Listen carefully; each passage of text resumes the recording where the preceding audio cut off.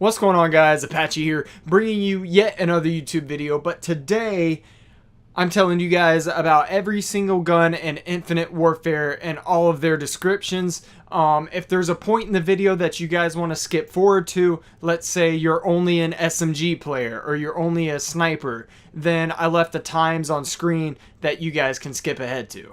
Anyways, I'm not going to waste any more of your time. Enjoy the video. I also want to say that I don't have a picture or video for some of the weapons, but I did my absolute very best to get gameplay or at least a picture for every single weapon for you guys. Starting off with the assault rifles, we have the NV4 full auto ballistic rifle. A moderate fire rate yields increased stability for best in class accuracy, ideal for mid to long range engagements. Now this gun, watching gameplay from it, reminds me of basically the ACR from Modern Warfare 3. It's a very just straight line, very low recoil assault rifle that I've seen used at both long and even short range, believe it or not.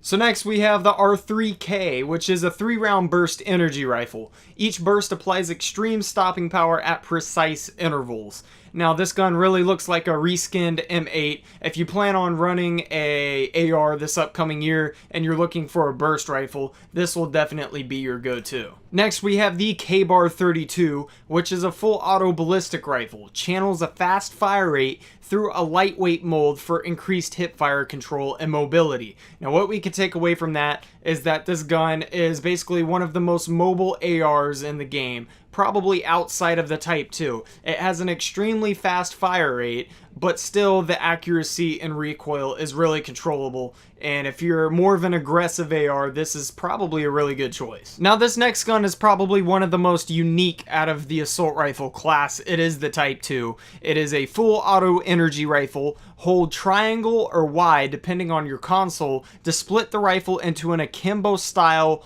auto pistol mode for close quarter combat.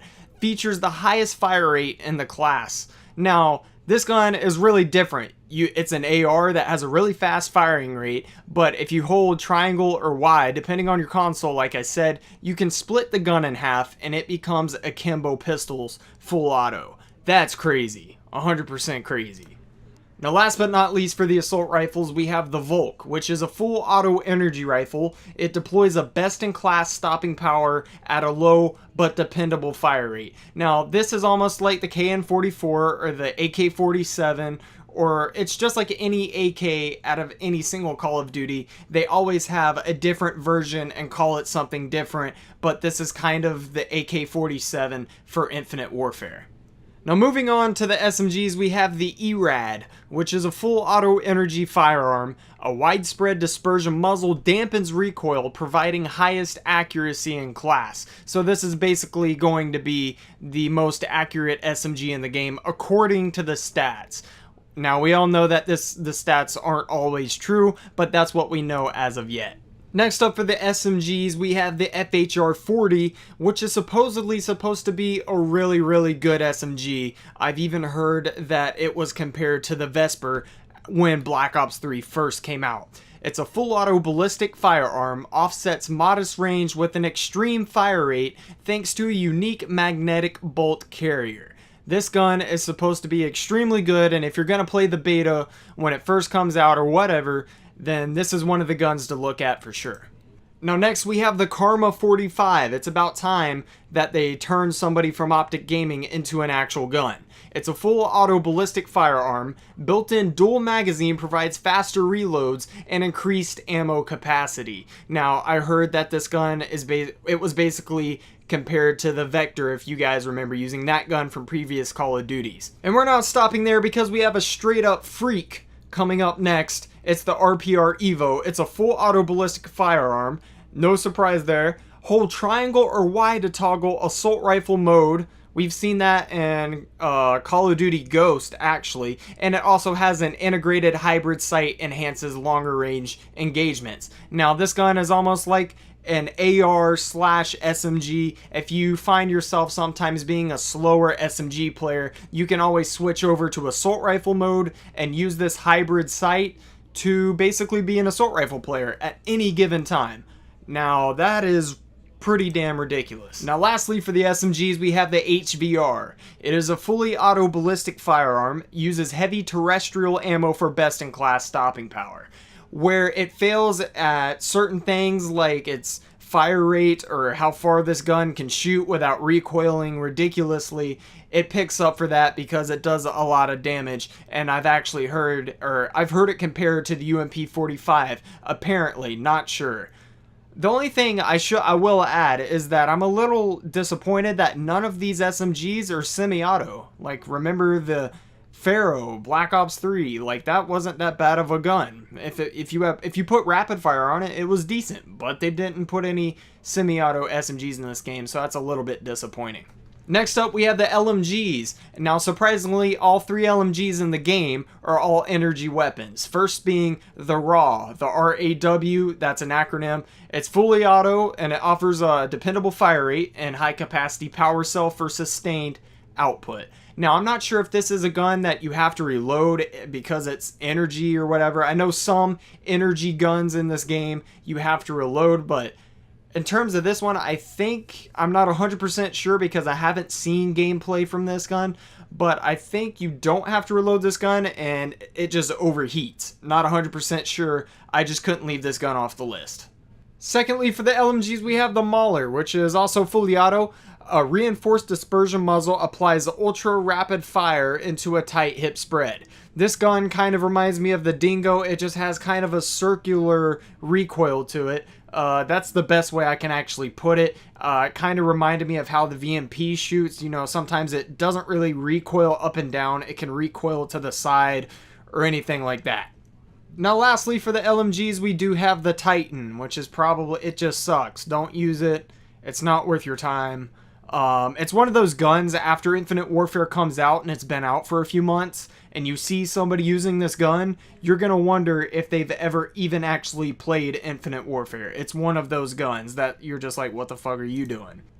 Okay, next up we have the sniper rifles. There's only 2 in the game, so I'm going to make this fairly quick. One is the KBS Longbow. It's a bolt-action sniper rifle, 1 shot, 1 kill from the waist up, and you can't reload and aim at somebody at the same time. Let's say you've got somebody in your crosshairs and for some reason you decide to reload, it's going to make you break away from aiming at that person. Now, this being the only bolt-action sniper rifle in the game that's 1 shot, 1 kill from the waist up, it's probably going to be more popular than its counterpart, which is the EBR 800. It's a semi-auto energy rifle. Hold triangle or Y to activate the assault rifle mode for automatic fire and reduce power consumption. The EBR 800 is basically a sniper rifle and an assault rifle all together in one gun. I think that's kind of interesting. It'll be interesting to see how that plays out in the game, if that becomes a meta and competitive, although I just don't really see it. Now getting into the shotguns, there's 3 in the game, one being the Revo, which is a semi-auto shotgun with a fast trigger response. Not much to say about that, just a semi-auto shotgun. Next we have the DCM-8, which is actually an energy shotgun, and it's fully auto. Rapid fire capability is supported by the gun apparently, so that's going to be pretty annoying. And it's kind of like the Haymaker or whatever like that. So it's going to be pretty damn annoying. Next you have the Banshee, which is a pump action sonic shotgun. We saw something like this in Advanced Warfare where you just basically shoot a sound wave out of a shotgun and kill somebody. Now for your secondaries, being the handguns to start off, we have the EMC, which is a semi-auto energy pistol, reliably delivers consistent stopping power. So a semi-auto, it's bang bang bang, just like that. Next we have the Oni, which is a fully auto energy pistol, much like the LCAR in Black Ops 3. Features a harmonic microcontroller that accelerates fire rate over time. Now imagine an LCAR, and the more you shoot it out of the clip, the bullets come out faster. So it's just increasingly shooting faster every single bullet that comes out of the gun. Lastly, we have the Hailstorm, which is much like the RK5, but in Infinite Warfare. It's a 3-round burst ballistic pistol, has a triple chamber stack for rapid 3-round burst. What did I say? Just like the RK5. Next up, we have the launchers, starting with the Spartan SA3. It's a lock-on launcher, primarily anti-air with an optical smart lock, but can be dumb-fired, meaning you can either lock in on an actual aircraft or just shoot it straight up at an aircraft, but it's meant for aircraft. So it's a lock-on launcher, and it's primarily anti-air. The P-Law, which is a semi-automatic charged energy launcher, deploys volatile plasma charges that explode or extreme splash damage. So it's basically more of an infantry killing rocket launcher. The GL3 pump action grenade launcher launches quick, deadly projectiles that implode on impact. It's a fucking noob tube. Like, there's not much more for me to say about that. And as for melee weapons, there's not much for me to say about them. There's either just you go in there and you beat somebody's ass with your bare fist, just like you do in Black Ops 3. With your knuckles, it's a 2-hit kill, but there is also a combat knife that is a 1-hit shank kill, and it's done and over with. Anyways, these are all of the guns that we're going to be given at the start, at the drop, at the release of Infinite Warfare, and I didn't include any gun variants which are sadly added into the game. Like, I'm still pissed off about that weeks upon weeks after finding out about that, but that's a conversation for another time. Anyways, if you guys did enjoy the video, drop a like or subscribe. It extremely helped the channel grow, and I'd really appreciate it. But as for now, I will see you guys later.